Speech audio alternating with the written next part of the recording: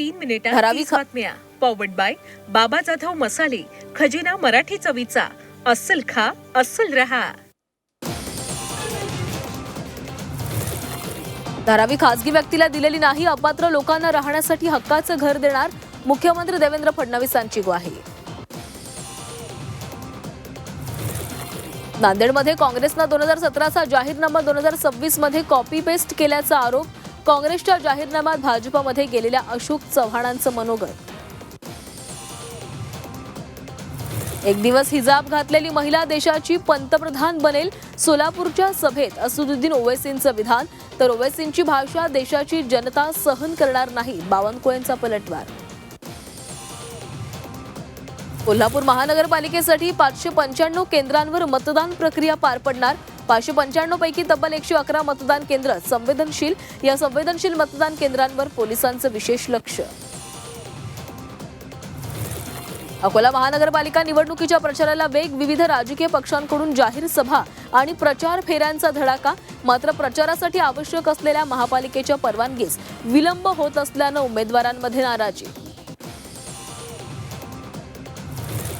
चंद्रपूरमध्ये भाजपच्या प्रचार सभेमध्ये गोंधळ घालून व्यत्यय आणणाऱ्या बंडखोर उमेदवारांना पोलिसांची तंबी. 2 दिवसांपूर्वी महसूल मंत्री बावनकुळेंच्या 2 सभांमध्ये बंडखोर उमेदवारांचा गोंधळ. सांगली महानगरपालिका निवडणुकीनिमित्त पालकमंत्री चंद्रकांत पाटलांचा एक दावा. आगामी महापालिका निवडणुकीमध्ये भाजपच्या 55 जागा निवडून येतील असं भाकीत. नाशिकच्या सिन्नरमध्ये सायलेन्सर बदललेल्या दुचाकींवर पोलिसांची कारवाई. मोठा आवाज करणारे सायलेन्सर जप्त करून 35,000चा दंड वसूल. जप्त केलेल्या सायलेन्सरवर पोलिसांनी फिरवला बुलडोझर. येवला शहरातील रेल्वे स्टेशनवर अनेक सुविधांचा अभाव. अनेक दिवसांपासून बंद असलेली रिझर्वेशन खिडकी सुरू करावी. तसंच गोवा एक्सप्रेस पुणे अमरावती पुणे या पॅसेंजर गाड्या सुरू करण्याची प्रवासी संघटनेची मागणी.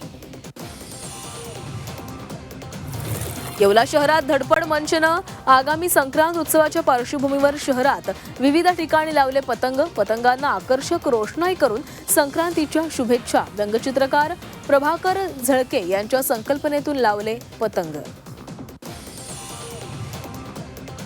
मध्य रेल्वेच्या मुंबई विभागामध्ये आज मेगा ब्लॉक अभियांत्रिकी कामांमुळे महत्त्वाच्या 5 स्थानकांमधील लोकल थांबा रद्द. रेल्वेचं वेळापत्रक कोलमडणार. कल्याणमध्ये अवैधरित्या पिस्तूल बाळगणाऱ्या इसमाला कोळसेवाडी पोलिसांकडून अटक. या व्यक्तीकडून पिस्तूल जप्त. शस्त्र कुठून आणलं याबाबत अधिक चौकशी सुरू.